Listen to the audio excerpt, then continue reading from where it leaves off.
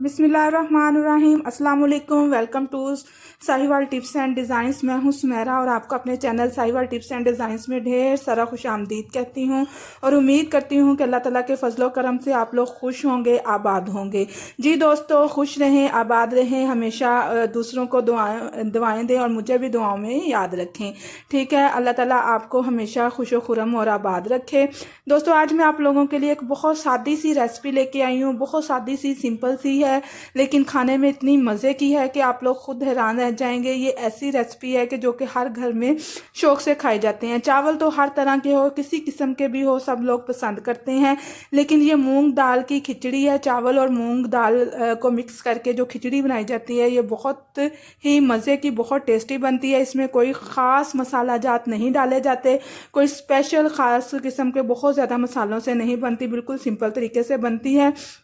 तो इसको बनाने के लिए किन चीज़ों की ज़रूरत है तो मैं आपको बताती हूँ। सबसे पहले हमें चाहिए दाल और चावल। ठीक है, ये आपने इस तरह से लेने हैं कि अगर एक हिस्सा दाल है तो 2 हिस्से आपने चावल लेने हैं। यानी मैंने ये कप से मैयर किया था। मयरिंग कप नहीं, सिंपल कप जो घर में होते हैं चाय कॉफ़ी वाले, उससे मैयर की थी। 1 कप मैंने दाल ली है और 2 कप चावल लिए। आप सेम क्वान्टिटी में भी ले सकते हो, लेकिन उससे फिर आपकी खिचड़ी जो है वो खिली खिली सी नहीं बनती है। चावल की क्वांटिटी ज़्यादा हो, दाल की क्वांटिटी कम हो, तो आपकी खिचड़ी जो है वो खिली खिली बनती है, मज़े की। ठीक है, मज़ेदार बनती है। ये मैंने 1 कप मैयर किया था दाल का और 2 कप मैंने लिए थे चावल। ठीक है, इनको अब मैं भिगो दूंगी आधे घंटे के लिए। अब चावल मैंने भिगो दिए हैं। अब मैंने एक पैन लिया है साफ़ सुथरा, उसमें मैंने 2 टेबलस्पून के करीब ऑयल लिया है। खिचड़ी में ज़्यादा ऑयल इस्तेमाल नहीं किया जाता, ज़्यादा ऑयल नहीं लगता।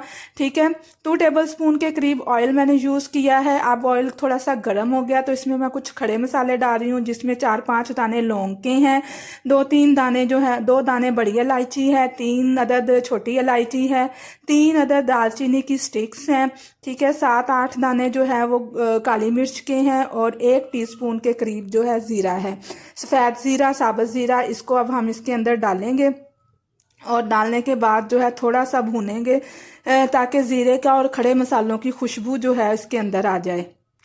ठीक है, तो अब इसके बाद जो इसको जब ये भून जाएगा तो इसमें हम अपना नेक्स्ट इंग्रेडिएंट शामिल करेंगे, जो कि नेक्स्ट इंग्रेडिएंट हमारा है प्याज, जिसको एक मीडियम साइज़ का मैंने प्याज ले लिया है और इसको बारीक बारीक मैंने चॉप कर लिया है। ठीक है, बारीक बारीक काटने के बाद, ज़्यादा भी बारीक ना काटे, नॉर्मल काटना है आपने। ठीक है, इसको अब हम प्याज के घी के अंदर डालेंगे और इसको लाइट गोल्डन करेंगे।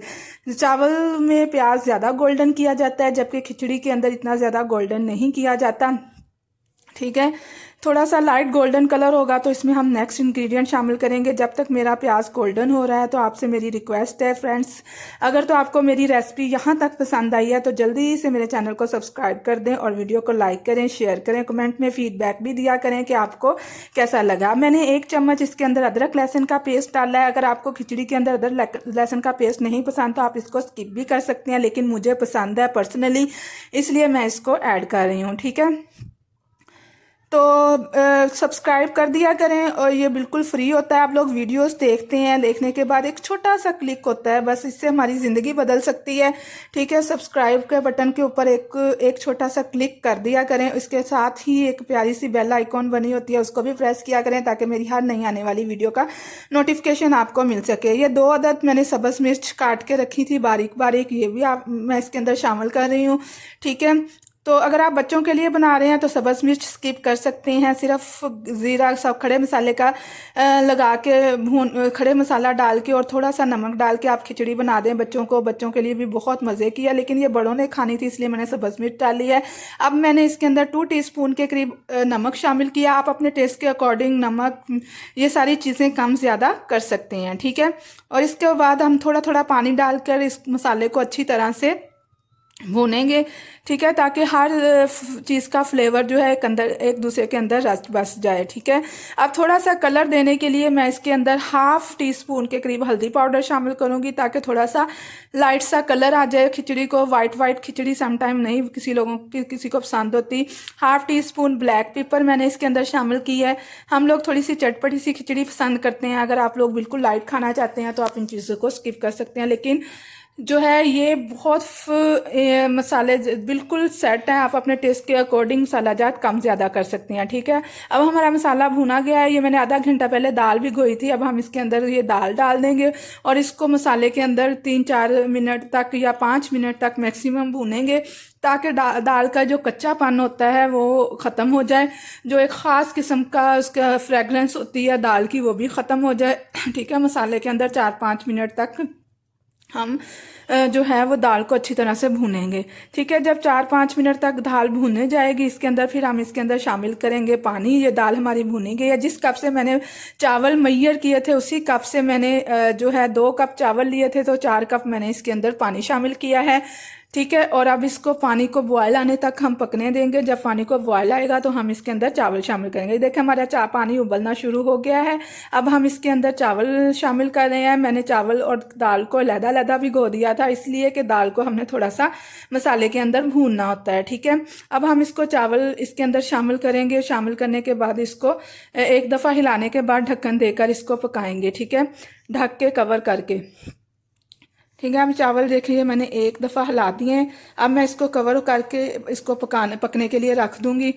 ठीक है, तो 5 या 10 मिनट लगते हैं, ये पक जाती है खिचड़ी। ये देखें हमारा पानी तकरीबन सोख हो गया, अभी भी थोड़ा सा पानी है। ठीक है, इसको अब हम मज़ीद जो है थोड़ा सा ऐसे ही खुला रख के पकाएंगे। जब आप चावल शामिल कर दें, ठीक है, तो उसके बाद आंच तेज़ कर दिया करें, धीमी आंच पर ना पकाया करें। ये भी एक ट्रिक है, क्योंकि अगर धीमी आंच पे पकाते हैं तो हमारे चावल बैठ जाते हैं, खिले खिले नहीं बनते। अब मैं इसको दम पे रख रही हूँ। ठीक है, 10 मिनट के लिए या 15 मिनट के लिए मैक्सिमम हम इसको दम देंगे। हल्की आंच कर देंगे दम वाली। ठीक है, 15 मिनट तक हम इसको दम देंगे। ये देखिए हमारा दम जो है वो हो गया है, पूरा 15 मिनट हो गए हैं। तो ये देखें हमारी खिचड़ी कितनी प्यारी माशाल्लाह अल्हम्दुलिल्लाह कितनी प्यारी खिली खिली बनी है। चावल देखें एक एक चावल जो है वो लहदा है। अब मैं इसको डिश आउट कर रही हूँ। ठीक है, डिश आउट करने के बाद आपको फाइनल लुक दिखाऊंगी।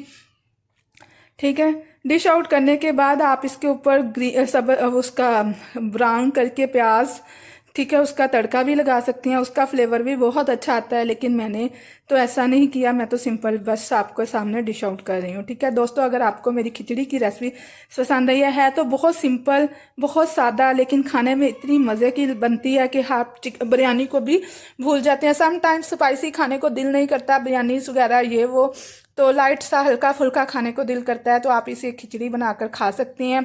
चावल दाल हर घर में अवेलेबल होती है, कोई इशू नहीं है। ये समटाइम कुछ भी नहीं होता तो आप ये बनाते हो और बनाकर खा सकते हो। ठीक है, मोस्टली इवनिंग में, शाम में जो है ये लाइट सी बहुत अच्छी लगती है। देखें कितनी प्यारी माशाल्लाह खिली खिली और कितना प्यारा लुक है।